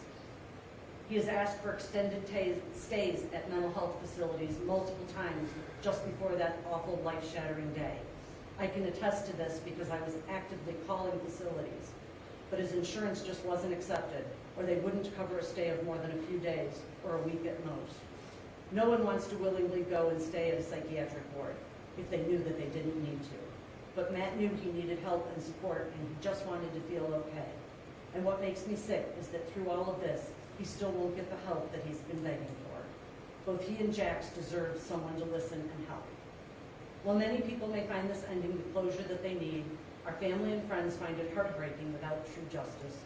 Just as Matt would not want to take Jax away from this earth, and Jax would not want this for his daddy, because he knows how much his dad loved him. If you don't understand how this could happen, or you say that mental health isn't an excuse, you are right. It is not an excuse, it is the reason. And until we make a change within our very broken systems, many more families, unfortunately, are going to continue to suffer just as we have. Consider yourself blessed if you don't understand mental health battles, because that means you or a loved one don't live with it. At the end of the day, Jax is gone, and so is Matt.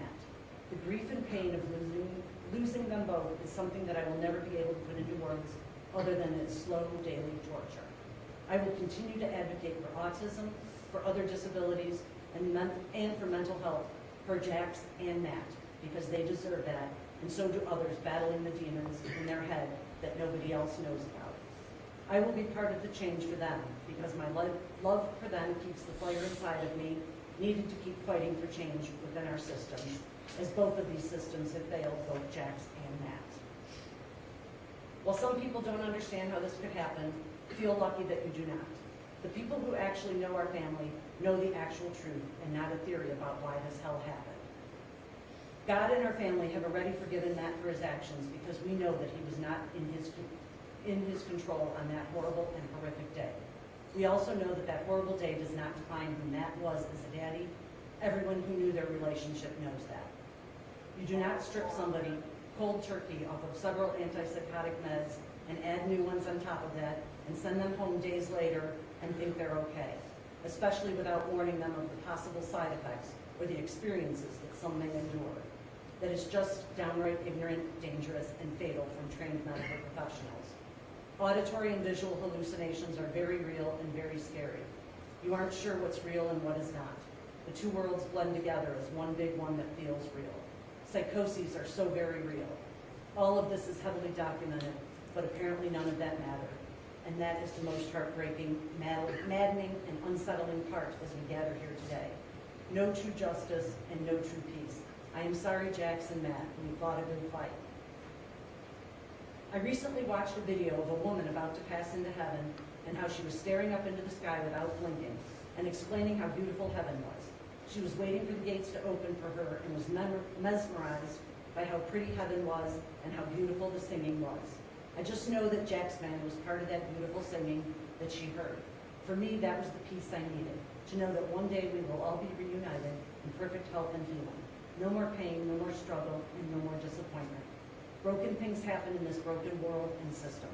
And one day, we will all be set free from it all and be together again.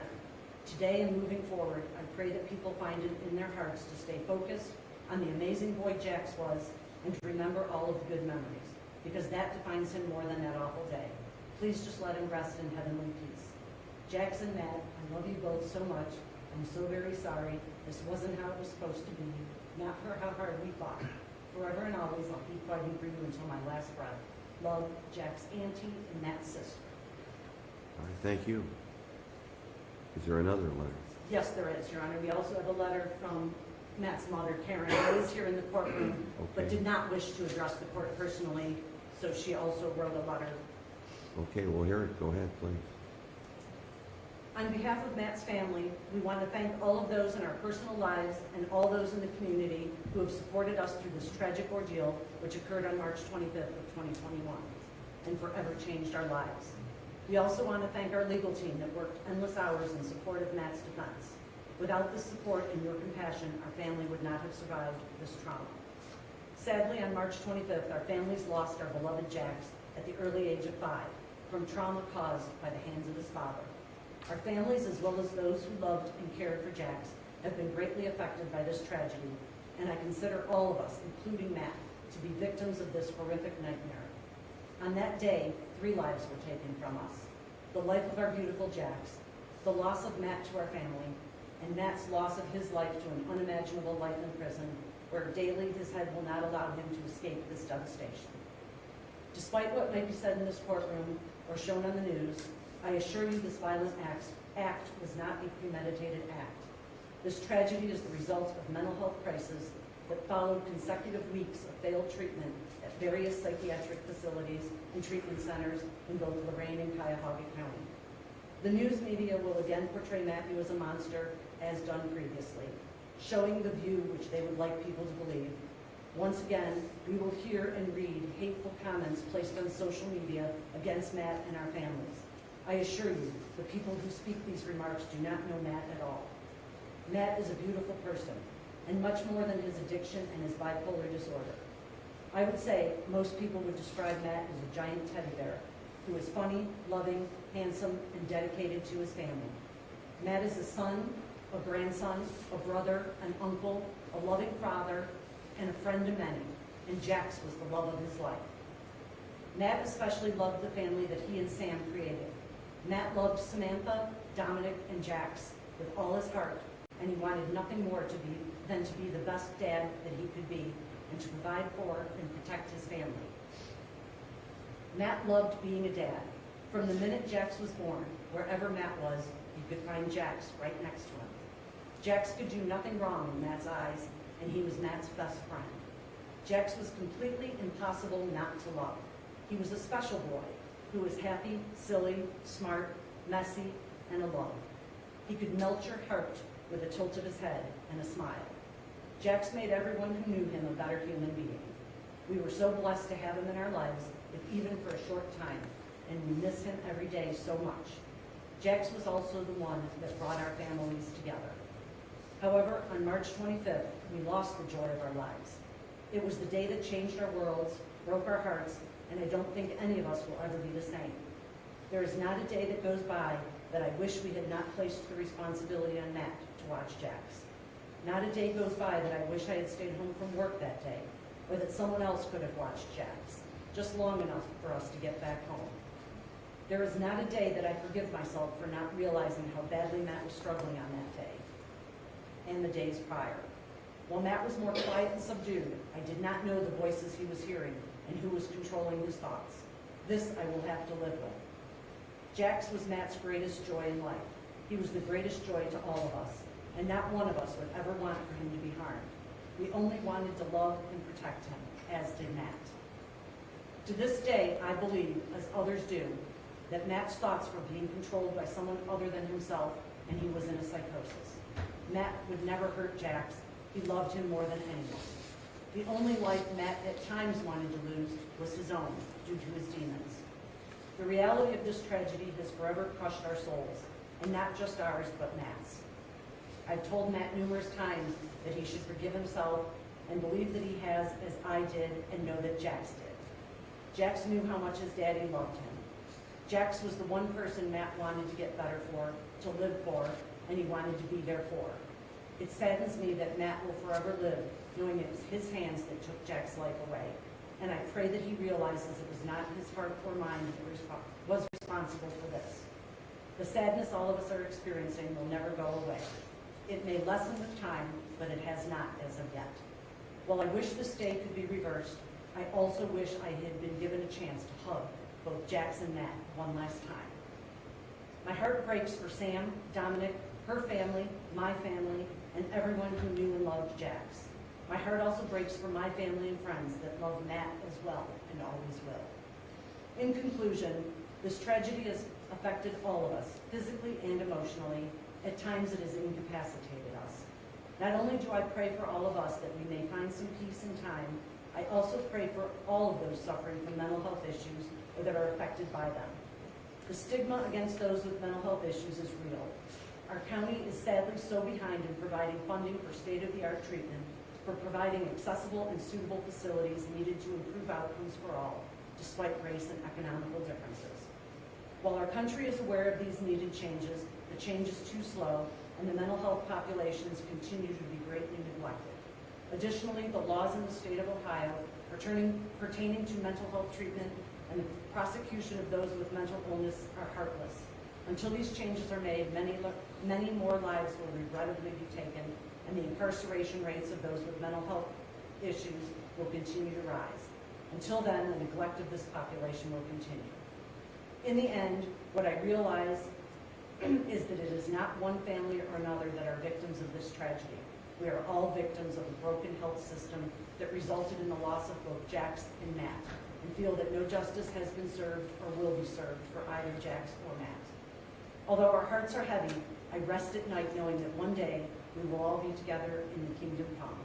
Until that time, I will fight for change in our country by supporting NAMI of Greater Cleveland, which provides numerous mental health services for individuals and families, and I will never stop fighting for the rights of those with mental health illnesses. Karen Ponomarenko. Thank you. That too was an excellent letter. I appreciate all the thought that went into it and the considerations and generous spirit. It's interesting that you have both great letters from the mother of the victim and the mother of the defendant in the same trial. Very unusual, very striking. So thank you both for those letters. Your Honor, Counsel. the only thing that I would add, may it please the court. And no animosity in either one that I could detect. They're very generous spirits. Go ahead.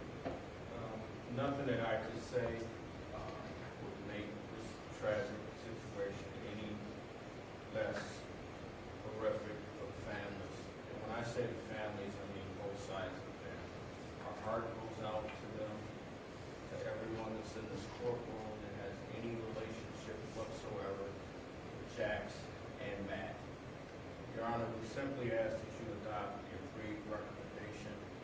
I believe it's crystal clear that Matthew is suffering from sickness that unfortunately the mental health system he's been in and out of for quite some time. The records that the court has, I will not labor over them, but I believe it's clear that he was suffering from mental health. Your Honor, our hope is that this court will impose a recommended sentence that we all work hard to achieve, and to spare the families of going through a trial of this magnitude where everyone loved the parties involved in this case.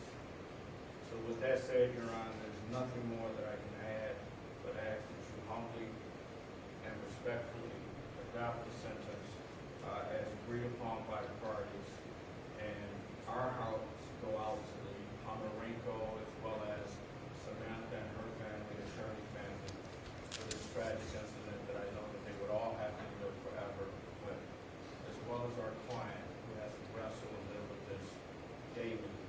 And we've seen his ups and downs over the last 2.5 years, just about, and we know that how much he loved and cared for his son. And respectfully ask this court to take all matters considered and impose a sentence that we agree.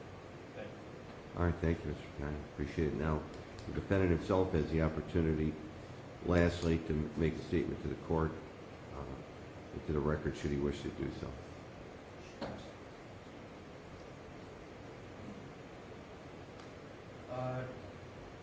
I'd like to say, I'm sorry.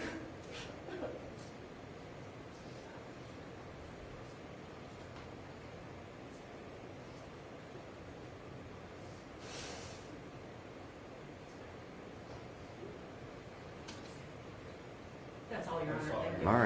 All right, thank you. Thank you for all the statements of all. The court now is going to go formally through the sentencing. I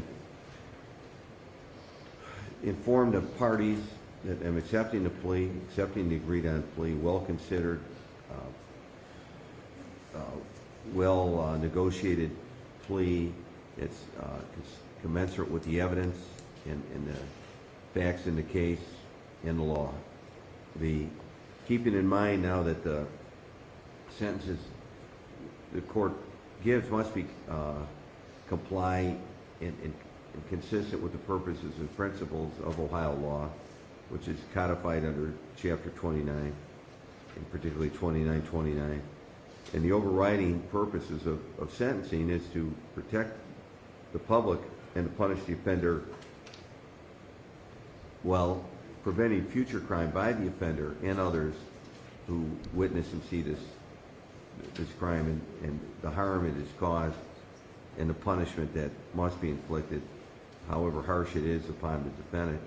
It's earned and well-deserved. This is a case where incapacitation, deterrence is needed, rehabilitation is possible and hoped for, and restitution, unfortunately, is impossible. It's just not a crime where restitution can be achieved in any meaningful manner, except that the defendant do his best to rebuild. It boils down to rehabilitating yourself when you get to prison. The tools are there to grab and use and helpful, but only the defendant can grasp them if he's capable of doing so, and listening and thinking it through and trying to become another person. And while paying for the harm he has caused his innocent child and the family for both sides, and the community for the loss of such an asset to the community, such a lovely kid, a child gone and needlessly.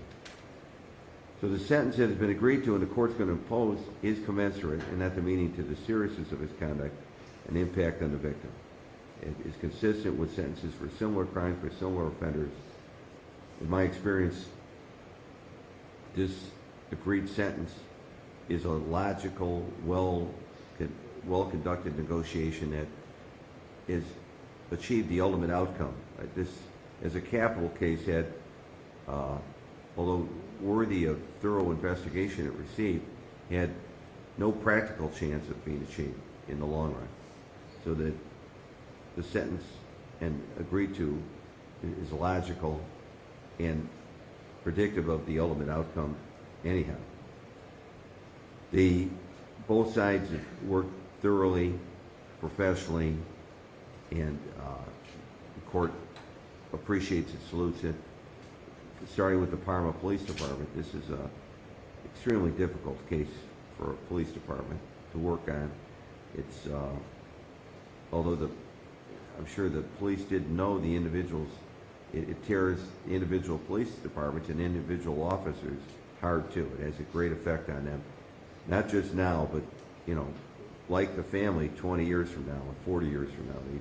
They're affected by these dramatic, awful events. But most importantly, we talk about the victims' families and friends and the community harm, but the biggest victim in all these cases, the real victim is the child, is the person who is killed. Their life ended. Their life is cheated. Their life is eliminated. Their chance of happiness in the future, family, and future pleasures of life and experiences are denied. They're stolen, and that's the greatest harm. That's the greatest victim. It's a victim we don't hear from in these cases. And so this conduct, the court reviews under 2929 the seriousness of the conduct. So it was exasperated, the events, by this child's vulnerability. This child had no way of protecting himself from an adult man or a baseball bat.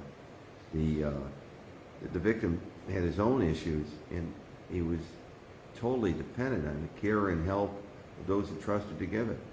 The offender violated that trust. He violated that obligation to the child. He had the wherewithal, these records show, mentally to control himself and not do such an abrupt action that was so terrible.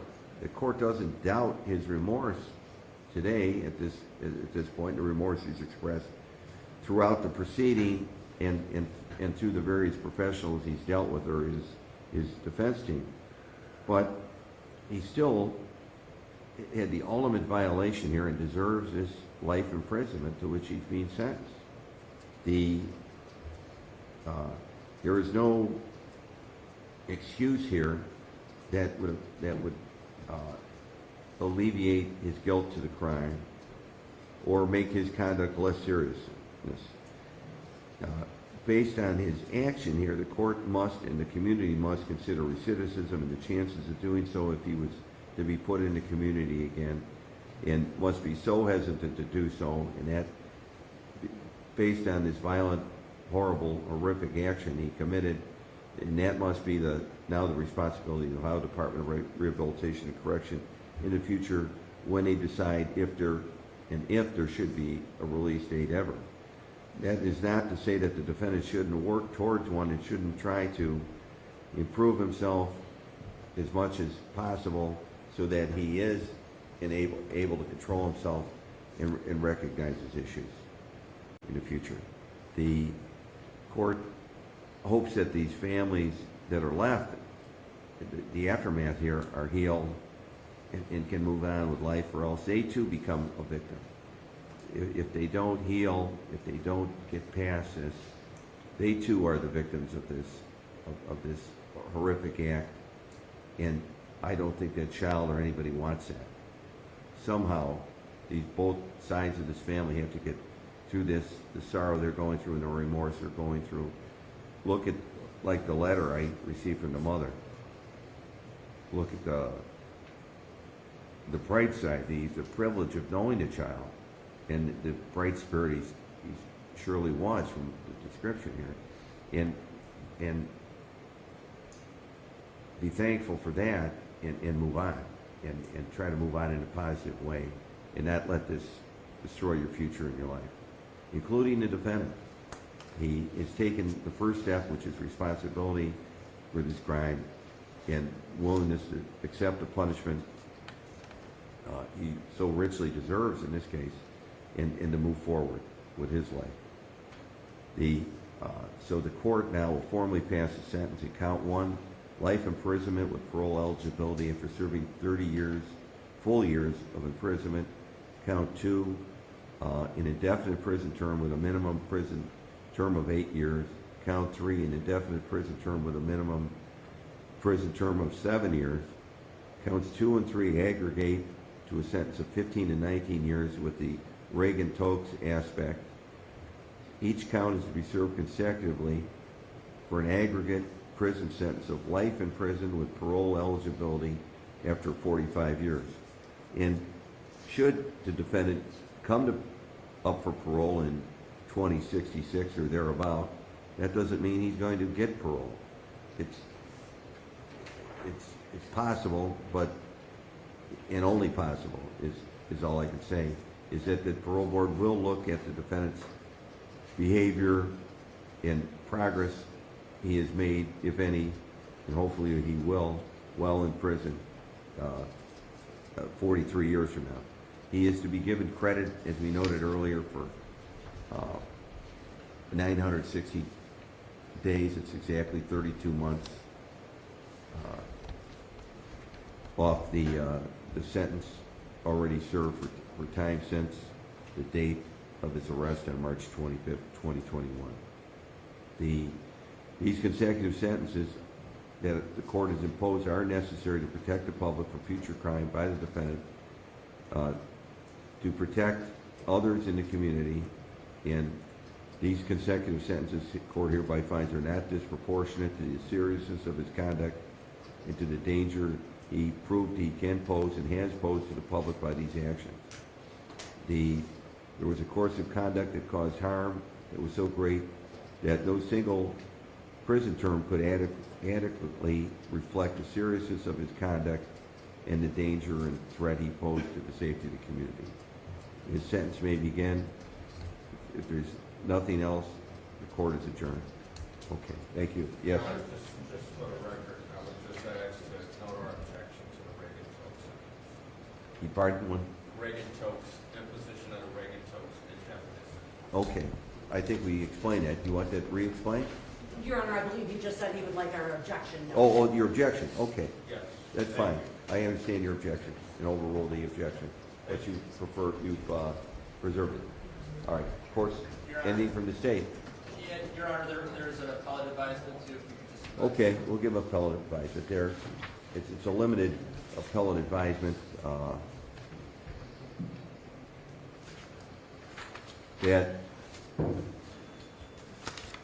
the defendant should be advised that from this point, he has 30 days to appeal the case or sentence here, although it was an agreed sentence, it was agreed upon by him and his counsel.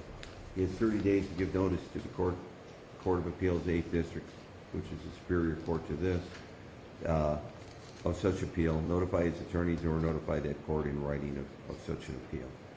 Is that sufficient, or do we want any extension to that? That's fine, Your Honor, and then I know the court earlier mentioned post-release control, but if the court wanted to formally impose All right. post-release control. Well, it's automatic, post-release control, 5 years, and otherwise known as parole.